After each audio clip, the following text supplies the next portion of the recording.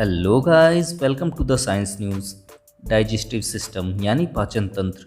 दोस्तों, दुनिया में हर इंसान को जिंदा रहने के लिए खाना खाने की ज़रूरत होती है। हम जो खाना खाते हैं उसे हमारा डाइजेस्टिव सिस्टम एनर्जी में बदल देता है और उस एनर्जी से हमारा शरीर जिंदा रहता है। आज की इस वीडियो में हम 3D एनिमेशन की मदद से जानेंगे कि हम जो खाना खाते हैं उसे हमारा डाइजेस्टिव सिस्टम कैसे पचाकर एनर्जी में बदल देता है और हमारे शरीर को जिंदा रखता है।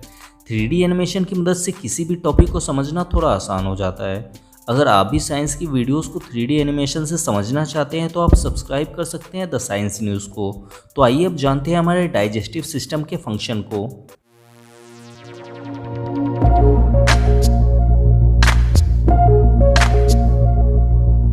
हमारे डाइजेस्टिव सिस्टम के फंक्शन को समझने के लिए सबसे पहले हमें ये समझना होगा कि हमारा शरीर जिंदा कैसे रहता है।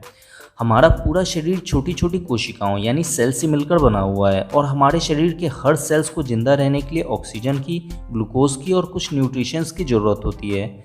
हमारे शरीर के बॉडी सेल्स को ऑक्सीजन की सप्लाई हमारे फेफड़े करते हैं और इन्हें ग्लूकोज और न्यूट्रिशंस की सप्लाई हमारा डाइजेस्टिव सिस्टम करता है। हमारे शरीर में फेफड़ों के द्वारा बनाए गए ऑक्सीजन और डाइजेस्टिव सिस्टम के द्वारा बनाए गए ग्लूकोज को बॉडी के हर सेल्स तक पहुँचाने का काम हमारे ब्लड में मौजूद रेड ब्लड सेल्स करते हैं। हमें डाइजेस्टिव सिस्टम के फंक्शन को समझने के लिए हमें हमारे खाने से मिलने वाले कुछ न्यूट्रिशंस यानी पोषक तत्वों को भी समझना होगा। हम जो खाना खाते हैं उस खाने को हमारा डाइजेस्टिव सिस्टम पचाकर उनसे बहुत सारे न्यूट्रिशंस को अलग कर लेता है, जैसे carbohydrate, protein, fat, starch, amino acid, fatty acid और ग्लूकोज। इनमें से लास्ट के सिर्फ इन 3 nutritions amino acid, fatty acid और ग्लूकोज को ही हमारे ब्लड में मौजूद रेड ब्लड सेल्स एब्जॉर्ब यानी अवशोषित करके बॉडी के हर सेल्स तक पहुंचाते हैं। तो आइए अब जानते हैं कि हम जो खाना खाते हैं उसे हमारा डाइजेस्टिव सिस्टम कैसे पचाकर उनमें से एमिनो एसिड, फैटी एसिड और ग्लूकोज को बनाता है। हमारे डाइजेस्टिव सिस्टम यानी पाचन तंत्र में हमारे शरीर के 6 हिस्से शामिल हैं। पहला हमारा मुंह, दूसरा स्टमक यानी अमाशय, तीसरा लीवर, चौथा पैनक्रियाज ग्लैंड यानी अग्नाशय ग्रंथि, पांचवा स्मॉल इंटेस्टाइन यानी छोटी आंत और छठा लार्ज इंटेस्टाइन यानी बड़ी आंत शामिल है। हम जो खाना खाते हैं उसे पचाने की शुरुआत हमारे मुंह से ही शुरू हो जाती है। जब हम खाना खाते हैं तो उस खाने को हमारा दांत छोटे छोटे टुकड़ों में तोड़ देता है। अब हमारे मुंह के अंदर मौजूद स्लाइवेरी ग्लैंड यानी लार ग्रंथियाँ उस खाने में स्लाइवा यानी लार को छोड़ना शुरू कर देती है। मुंह के अंदर खाना को पचाने का काम यही स्लाइवा करता है। स्लाइवा में मेन 3 एंजाइम होते हैं जो खानों को पचाने का काम करते हैं, लाइसोजाइम, टाइलिन और म्यूकस। लाइसोजाइम हमारे द्वारा खाए गए खाने में मौजूद बैक्टीरिया को मारने का काम करता है। टाइलिन खाने में मौजूद स्टार्च जो एक प्रकार का कार्बोहाइड्रेट है उसे निकाल लेता है और स्लाइवा में मौजूद म्यूकस का काम खाने को चिपचिपा बनाना है ताकि वो पेट के अंदर आसानी से जा सके। अब ये खाना एसोफेगस यानी ग्रास नली से होते हुए स्टमक तक पहुंचता है। ये एसोफेगस 25 सेंटीमीटर लंबा होता है। खाना स्टमक में पहुंचने के बाद स्टमक इस खाने में हाइड्रोक्लोरिक एसिड को छोड़ता है ताकि जो स्ट्रॉन्ग बैक्टीरिया मुंह के अंदर नहीं मर पाए थे वो अब अच्छी तरह से मर जाएं। हाइड्रोक्लोरिक एसिड की वजह से स्टमक में मौजूद खाना और भी छोटे छोटे टुकड़ों में टूटकर पतला हो जाता है। स्टमक के अंदर एक ग्लैंड पाया जाता है जिसे गैस्ट्रिक ग्लैंड यानी जठर ग्रंथि कहते हैं। ये गैस्ट्रिक ग्लैंड स्टमक के अंदर गैस्ट्रिक जूस को छोड़ता है। इस गैस्ट्रिक जूस में रेनिन और पेप्सिन 2 एंजाइम पाए जाते हैं। रेनिन और पेप्सिन का काम खाने को पचाकर उनमें मौजूद प्रोटीन को निकालना है। पेप्सिन खाने में मौजूद प्रोटीन को अलग करके उसे तोड़कर प्रोटीन के एक स्मॉलेस्ट फॉर्म पेप्टोन में बदल देता है। हम जितना ही ज़्यादा खाना खाते हैं स्टमक उस खाने को पचाने के लिए उतना ही ज़्यादा हाइड्रोक्लोरिक एसिड छोड़ता है। इसलिए जब कोई इंसान हद से ज़्यादा खाना खा लेता है तब स्टमक में ज़्यादा हाइड्रोक्लोरिक एसिड रिलीज हो जाने के कारण खाना एसिडिक हो जाता है और गैस बनाने लगता है। तब इसे ही हम एसिडिटी कहते हैं। इस प्रॉब्लम से छुटकारा दिलाने के लिए डॉक्टर मैग्नीशियम हाइड्रोक्साइड देते हैं। हम जो इनो पीते हैं वो मैग्नीशियम हाइड्रोक्साइड ही होता है। मैग्नीशियम हाइड्रोक्साइड क्षारीय प्रकृति का होता है और हम सब ये बात जानते ही हैं कि अम्ल और क्षार आपस में मिलकर निष्क्रिय हो जाते हैं। इसलिए इनो पीने के तुरंत बाद एसिडिटी ठीक हो जाता है। स्टमक में खाना 4 घंटे तक रहता है। 4 घंटे बाद स्टमक से अधपचा खाना निकलकर अब स्मॉल इंटेस्टाइन यानी छोटी आंत में पहुंचता है। स्मॉल इंटेस्टाइन लगभग 7 मीटर लंबा होता है। स्मॉल इंटेस्टाइन में खाना पहुंचने के बाद लीवर इसमें बाइल जूस यानी पित्त को छोड़ता है। लीवर द्वारा छोड़ा गया बाइल जूस क्षारीय प्रकृति का होता है। छोटी आंत अम्लीय खाने को नहीं पचा पाती है, इसलिए स्टमक में हाइड्रोक्लोरिक एसिड के कारण अम्लीय बना हुआ खाना बाइल जूस मिक्स होने के कारण निष्क्रिय हो जाता है।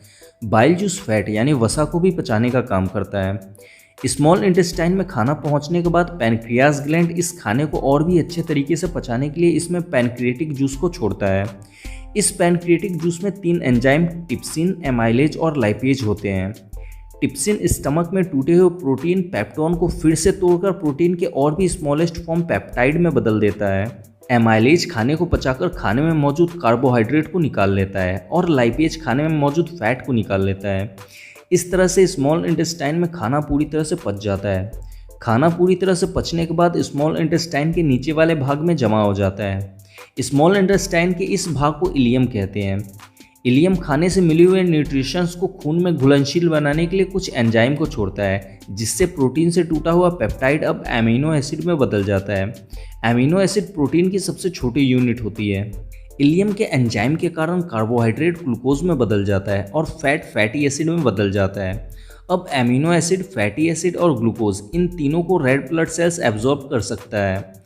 इलियम में फिंगर शेप के कुछ स्ट्रक्चर पाए जाते हैं, इन्हें विलाई कहते हैं। इन विलाई के अंदर ब्लड वेसल्स यानी बहुत ही पतली पतली खून की नलिकाएं होती हैं।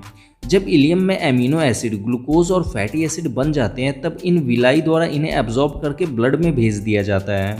अब ब्लड में मौजूद रेड ब्लड सेल्स इन न्यूट्रिशंस को बॉडी सेल्स तक पहुंचा देते हैं। खाने में मौजूद मिनरल्स यानी खनिज पदार्थों को स्मॉल इंटेस्टाइन को तोड़ने की जरूरत नहीं पड़ती, इन्हें विलाई द्वारा डायरेक्ट एब्जॉर्ब कर लिया जाता है। हमारे डाइजेस्टिव सिस्टम को प्रोटीन को पचाने में सबसे ज़्यादा मेहनत करना पड़ता है। पहले प्रोटीन को तोड़कर पेप्टोन बनाना पड़ता है, फिर पेप्टोन को तोड़कर पेप्टाइड और फिर लास्ट में पेप्टाइड को तोड़कर एमिनो एसिड बनाना पड़ता है। तब जाकर इसका अवशोषण छोटी आंत द्वारा हो पाता है। स्मॉल इंटेस्टाइन में पूरी तरह से पचने और एब्जॉर्ब होने के बाद अब खाने का बचा हुआ वेस्ट मटेरियल पहुंचता है लार्ज इंटेस्टाइन यानी बड़ी आंत में। स्मॉल इंटेस्टाइन में खाना पूरी तरह से पच तो जाता है, पर उसमें अभी भी पानी मौजूद रहता है। लार्ज इंटेस्टाइन का काम पचे हुए खाने के वेस्ट मटेरियल में से पानी को सोखना है। लार्ज इंटेस्टाइन खाने के वेस्ट मटेरियल में से पानी को एब्जॉर्ब करके ब्लड में मिक्स कर देता है। अब ये वेस्ट मटेरियल रेक्टम में जाकर इकट्ठा हो जाता है। रेक्टम में खाना इकट्ठा हो जाने के बाद इंसान बाथरूम को याद करने लगता है। फिर बाथरूम में जाने के बाद ये वेस्ट मटेरियल एनस के रास्ते हमारे शरीर से बाहर निकल जाते हैं। हमारे द्वारा खाए गए खाने को मुंह से लेकर एनस से बाहर निकलने तक 32 फीट यानी लगभग 9 मीटर तक का सफ़र तय करना पड़ता है। इस तरह से हमारे द्वारा खाया गया खाना हमारे शरीर में पचता है। उम्मीद है कि आप हमारे पाचन तंत्र को अच्छी तरह से समझ गए होंगे। अगर आपको अभी भी इसमें कुछ समझ में नहीं आया है तो आप इंस्टाग्राम पर जुड़कर अपना कोई भी सवाल मुझसे पर्सनली पूछ सकते हैं। हमारे इंस्टाग्राम चैनल को फॉलो करने के लिए डिस्क्रिप्शन में लिंक दिया गया है। दोस्तों, आज हमारा साइंस बहुत तेज़ी से डेवलप हो रहा है। इसी की वजह से आज दुनिया में हर दिन नई नई खोज और आविष्कार होते रहते हैं। ऐसी ही नई नई खोज और आविष्कार की जानकारी से हमेशा अपडेट रहने के लिए आप सब्सक्राइब कर सकते हैं हमारे नए चैनल साइंस न्यूज़ टीवी को। इस चैनल का लिंक मैंने नीचे डिस्क्रिप्शन में दे दिया है, आप उस पर जाकर इसे सब्सक्राइब कर सकते हैं। वीडियो अच्छा लगा हो तो इसे लाइक कर दें और इस वीडियो से रिलेटेड आपके मन में कोई भी सवाल है तो आप मुझसे कमेंट में पूछ सकते हैं। और ऐसे ही साइंस और टेक्नोलॉजी की नॉलेज से हमेशा अपडेट रहने के लिए सब्सक्राइब करें द साइंस न्यूज़ को। Thanks for watching, friends.